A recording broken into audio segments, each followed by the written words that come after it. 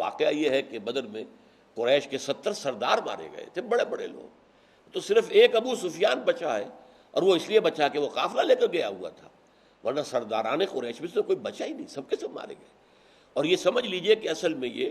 اللہ تعالیٰ کی اس سنت کی پہلی قسط تھی۔ سنت الہی کیا ہے؟ رسولوں کے باب میں جب بھی اللہ تعالیٰ کسی قوم کی طرف رسول کو بھیجتا تھا اور وہ قوم بحیثیت مجموعی رسول کو رد کر دیتی تھی، پھر اس کو ہلاک کر دیا جاتا تھا۔ یہ اللہ کا قانون عذاب ہے رسول کے بارے میں، نبیوں کے بارے میں نہیں۔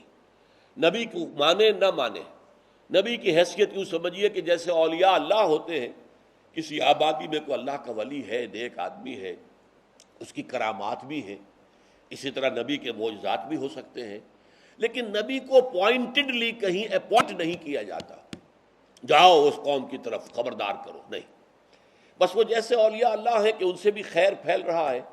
ایسے ہی وہ ہے، لیکن ان پر وحی آتی ہے۔ فرق کیا ہوگا کہ جو عام اولیاء اللہ ہیں ان پر وحی نہیں آتی، وہ اللہ کا ولی جس پر وحی بھی آ رہی وہ نبی ہے۔ رسول وہ ہوتا ہے کہ جس کو پوائنٹڈلی اپوائنٹمنٹ دے کر بھیجا جائے، جاؤ اذهب الى فرعون انه طغى، جاؤ الى عاد اخاهم هودا، قوم عاد کی طرف بھیجا ہم نے اس کے بھائی ہود کو، والى ثمود اخاهم صالحا، قوم سمود کی طرف بھیجا ہم نے ان کے بھائی صالح کو،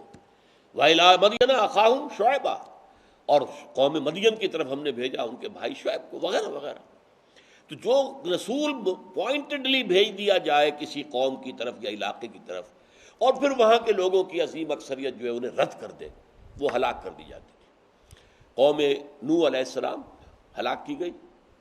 قوم ہود علیہ السلام ہلاک کی گئی، قوم سمود ہلاک کی گئی، قوم صالح علیہ السلام، مدین یعنی قوم شعیب ہلاک کیے گئے، سدوم اور عمورہ کی بستیاں تباہ کی گئیں جہاں حضرت لوط بھیجے گئے تھے، آل فرعون غرق کیے گئے جہاں حضرت موسیٰ بھیجے گئے تھے۔ یہی عذاب قریش پر اب شروع ہوا ہے، اس کی پہلی قسط جو ہے وہ بدر میں آئی۔ بالاقساط اللہ تعالیٰ نے یہ قرض ادا کیا ہے، اور خاص بات یہ تھی، نوٹ کر لیجئے تاریخی اعتبار سے، کہ وہ عذاب براہ راست قریش پر نہیں آ سکتا تھا، کیونکہ قریش کہاں رہتے تھے؟ مکے میں، مکے میں تو بیت اللہ ہے، وہاں اگر آسمان سے پتھراؤ ہو تو بیت اللہ کو بھی تو نقصان پہنچے گا۔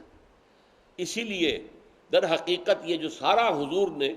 جس کو میں نے کہا تھا ایکٹیو ریزسٹنس جب شروع کی ہے حضور نے، تو اس کے لیے ایک مثال میں نے ایک مرتبہ استعمال کی تھی کہ جیسے سانپ کو بل میں سے نکالا جاتا ہے، سانپ کو بل سے نکالنے کے لیے کتنے جو ہے وہ کرتب کرنے پڑتے ہیں سپیرے کو، اور وہ بین بجاتا ہے اور کچھ کرتا ہے، کسی طرح یہ باہر نکلے تو مارے اس کو۔ اسی طریقے سے مکہ جو ہے ان کے لیے امان کی جگہ تھی، یہ بلد الامین ہے، یہ امن کی جگہ ہے، یہاں جنگ نہیں ہو سکتی، یہاں خوریزی نہیں ہو سکتی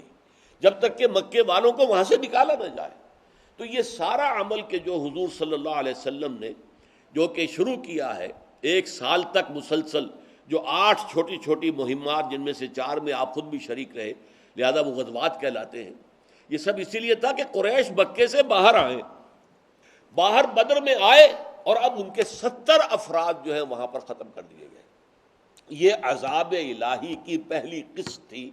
کہ جو قریش کو ملی ہے حضور صلی اللہ علیہ وسلم کو رد کر دینے کی پاداش میں۔